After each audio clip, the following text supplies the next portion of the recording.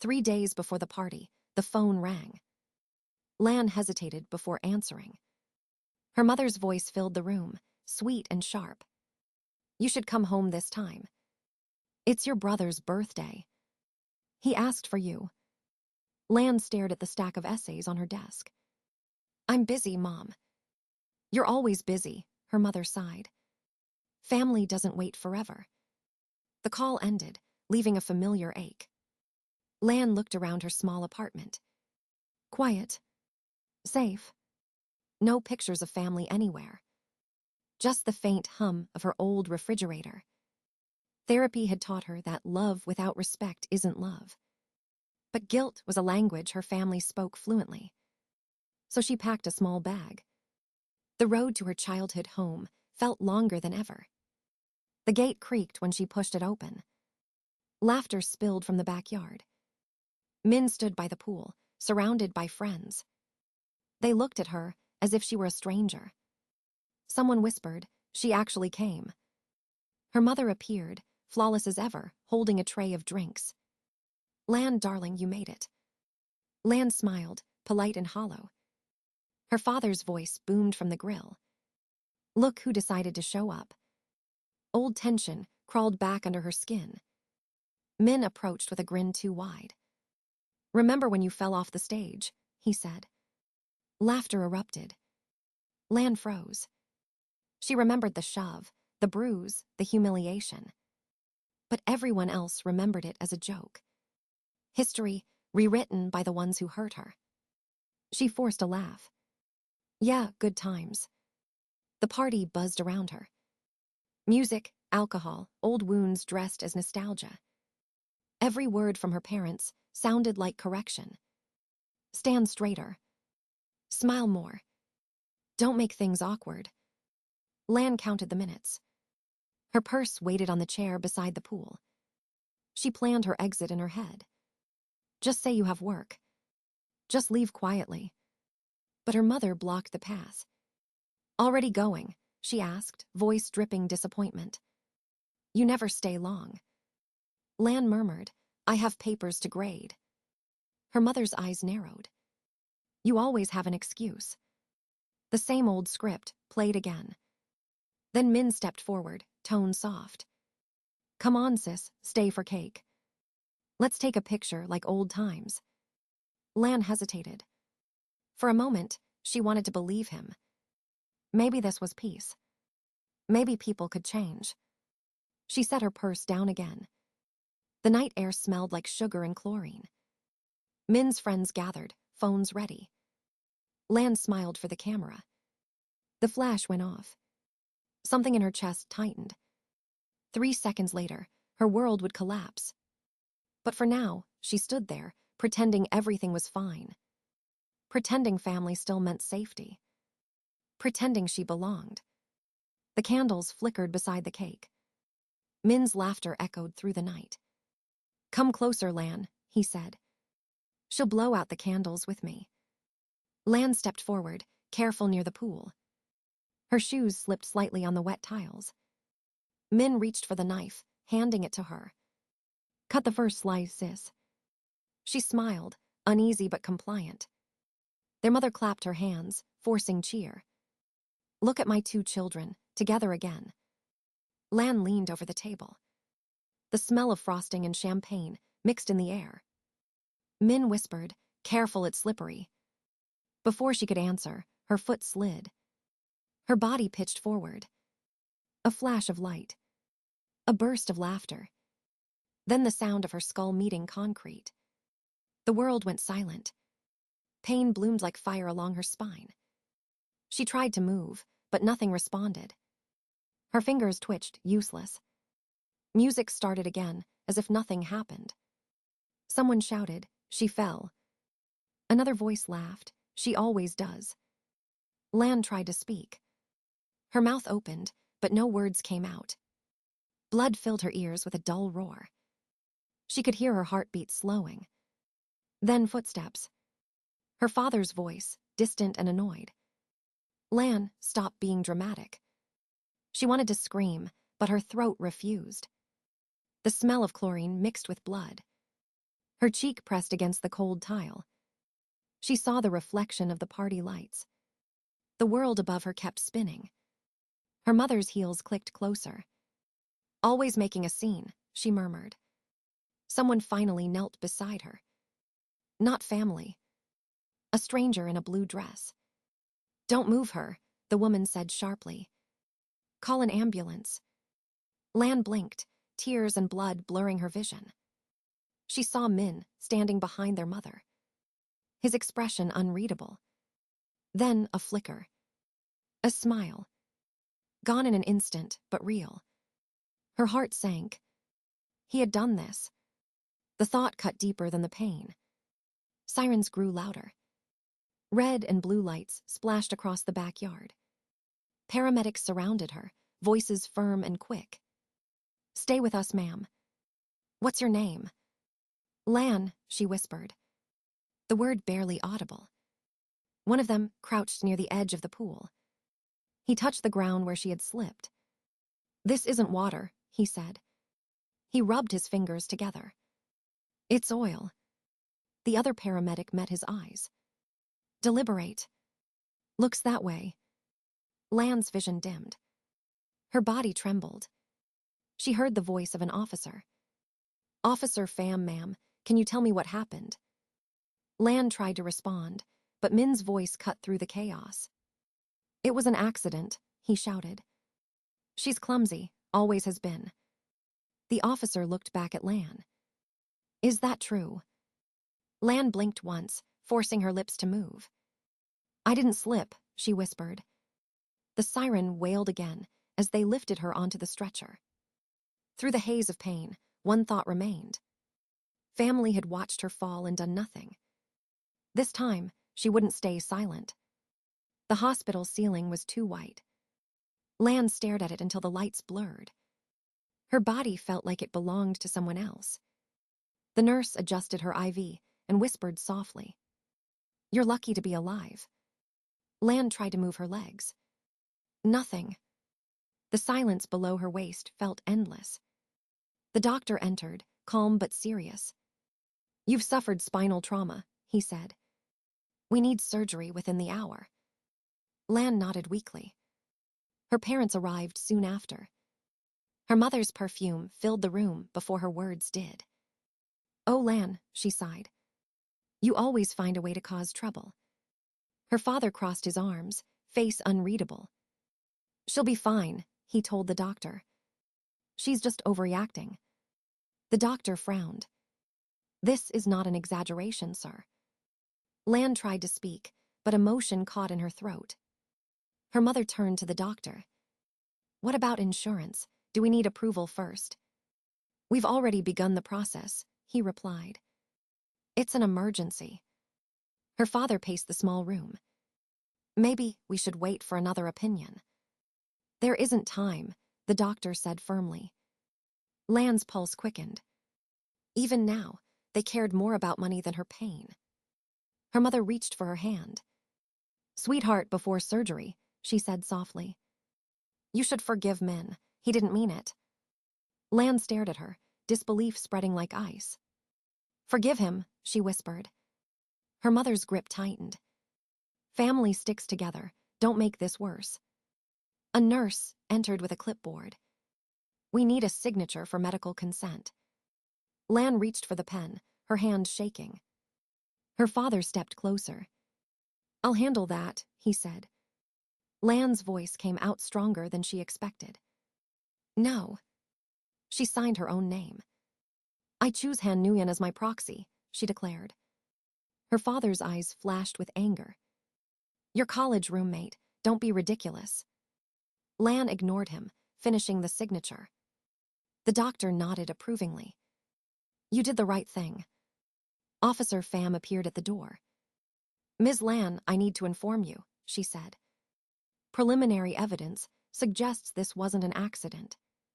Lan's heart thudded. Oil was found on the deck, the officer continued. Witnesses confirmed your brother planned a prank.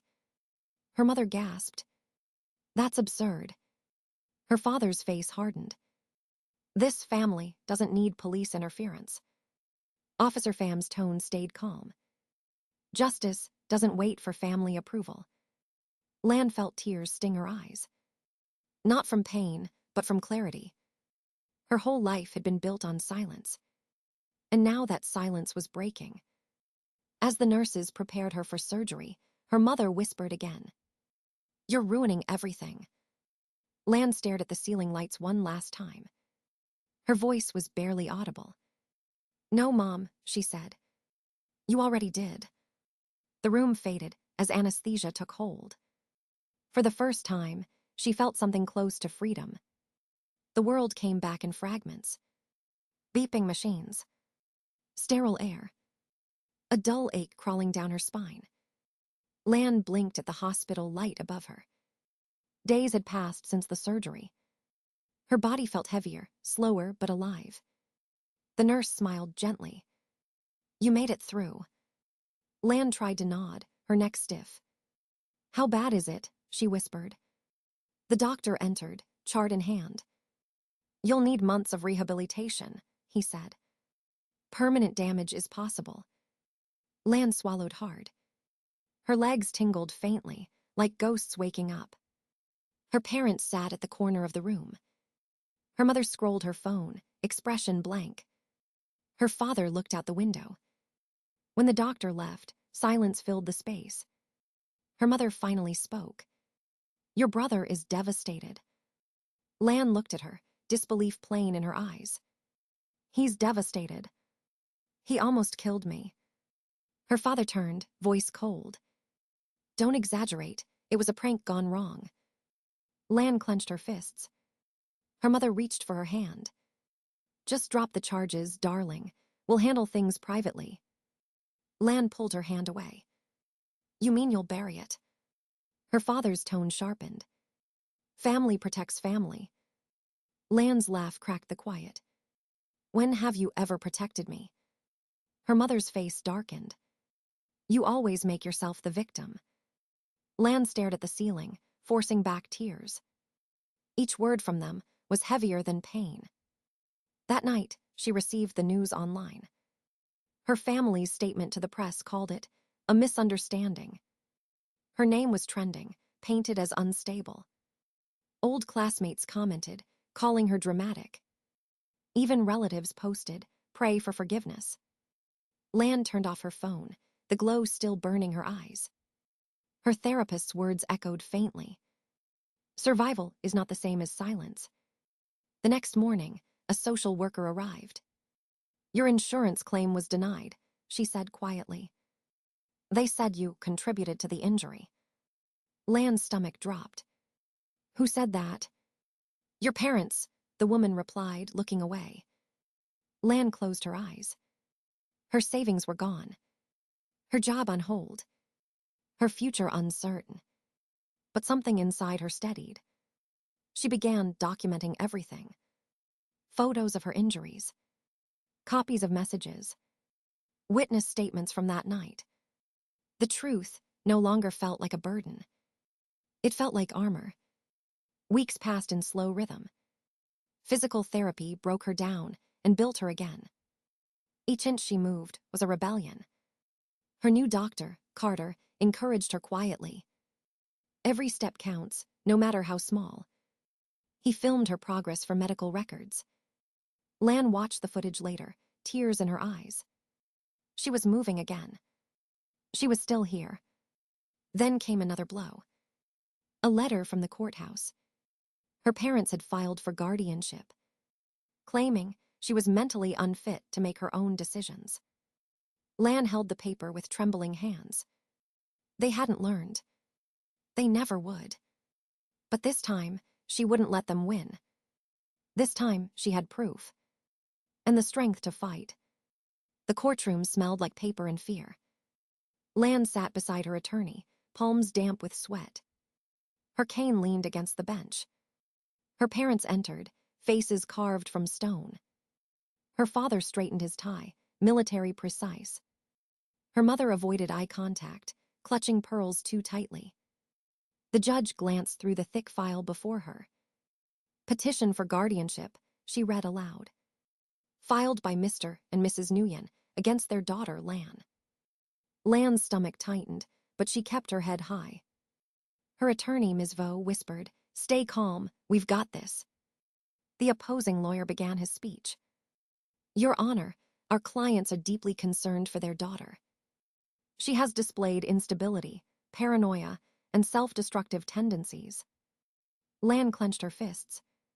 The words were too familiar, too rehearsed. Her father nodded in agreement. "She's always been dramatic," he said proudly. "She needs supervision." Ms. Vo rose, voice clear and sharp. "Your Honor, we have evidence to the contrary. She's been independently managing her treatment and finances. She's compliant with therapy and fully coherent." She placed a folder on the table. Inside were doctors' reports, rehabilitation videos, and daily logs. The judge flipped through the papers, brows furrowing. "These medical records," she said slowly, "show a pattern. Multiple injuries over years with inconsistent explanations." Lan felt her throat tighten. Her father shifted in his seat. "That's private family history," he barked. Ms. Vo's tone turned colder. "Private or not, it suggests a history of neglect." The air thickened. Her mother's hand trembled slightly. "Those were accidents," she insisted. "Children fall all the time." The judge stared over her glasses. Broken ribs at 12, a concussion at 10, unlikely coincidences. A murmur rippled through the courtroom. Then the door opened. Min walked in, confident and composed. "Your Honor," the parent's lawyer announced, "we call Min Nguyen." He took the stand, smiled for the cameras. "My sister exaggerates everything," he said smoothly. "She always has." Lan's heartbeat thundered in her ears. The judge interrupted. "Mr. Nguyen, are you aware of the police report regarding your sister's fall?" He blinked. "I heard there was one." "It documents oil deliberately poured on the deck," the judge said. "Witnesses confirmed you invited her to that exact spot." Min's smirk faded. "There must be a misunderstanding." The judge's tone hardened. "Indeed, a serious one." Silence swallowed the room. "Her parents," lawyer stammered something about family unity.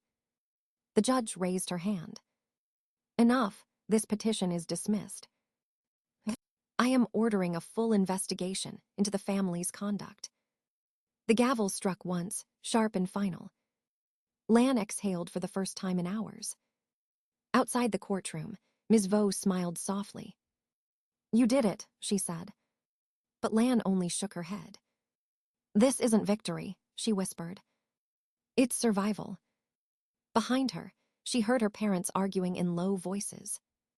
They sounded smaller now. For the first time, she didn't turn back to listen. Each step toward the exit felt lighter. Each breath felt like her own again. The war wasn't over, but she was finally free to fight on her terms. Months passed in quiet recovery. Lan learned to move again, inch by inch. Each step burned, but pain no longer ruled her. Her mornings began with sunlight instead of fear. Dr. Carter visited often, bringing coffee and quiet encouragement. "You're stronger than the scans say," he told her. Lan smiled faintly, still gripping her cane. Her new apartment was small but bright. Wide doorways, no stairs, just freedom. Han had helped her find it near the rehab center. Her world was finally her own. She kept records of everything. Photos, therapy notes, medical reports, every letter of proof. They called it evidence. She called it memory. Her body healed slowly, but her heart took longer. Some nights, nightmares dragged her back to the pool. She would wake sweating, gasping, whispering, "Not again." But she always rose. One morning, an envelope arrived. Her parents had requested mediation. They wanted peace within the family. Lan stared at the letter until the ink blurred. Peace, she thought, had never been their goal. 2 weeks later, she sat across from them again. Her father's jaw was tight, his voice rehearsed. "We can settle this quietly," he said. We'll pay the rest of your hospital bills. Her mother dabbed at dry eyes. Your brother feels terrible, she added. Lan said nothing, her hands folded neatly. Their lawyer slid papers across the table. Sign this, he said, and all charges disappear. Lan opened her bag and took out a folder. I brought something too, she said. She placed photos on the polished table. Her bruises. Her stitches. The walker. The medical bills denied because of her father's lies. She laid them down one by one. This is what your silence cost me, she said. Her mother reached for her hand. Please, Lan, we just want our family back. Lan stood slowly, leaving the cane beside the chair. Her knees trembled but held firm. I don't, she said quietly. Her father's face flushed red. You're ungrateful. Lan met his eyes for the last time. I'm alive, she said. That's enough. She walked out without looking back. Weeks later, she stood in court again. Min sat at the defense table, pale and silent. The judge listened as Lan spoke. The oil didn't break me, she said. The lies did. Her words carried through the room like light. The verdict came quickly. Guilty. Community service. Restitution. Her parents avoided her gaze as they left. Lan didn't watch them go. Outside, spring sunlight warmed her face. Dr. Carter waited at the bottom of the steps. He didn't reach to help her. He only nodded, letting her take each step alone. She moved slowly, steadily toward the car. Her cane clicked against the stone, rhythmic and sure.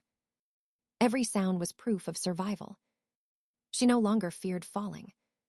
She had already learned how to rise. A year later, the house was filled with morning light. Lan walked without her cane, a faint limp remaining. Each step whispered proof of everything she survived. Her walls were lined with photographs of recovery. Every frame told a story her family refused to see. The camera became her witness, her freedom, her truth. She taught others now, survivors learning to capture healing. Her students laughed easily, unafraid to be seen. The invitation came on a Tuesday.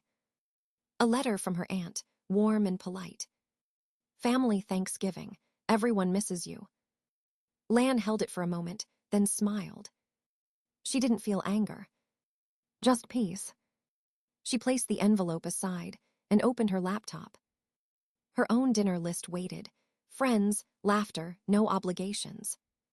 Han was bringing soup. Dr. Carter promised pie. Her students would bring cameras instead of flowers. When they arrived, the room glowed with life. No pretenses. No fear. Lan raised her glass. To the family we build, not the one we survive. Laughter answered, full and real. Outside, the night stretched calm and wide. For the first time, Lan felt truly home.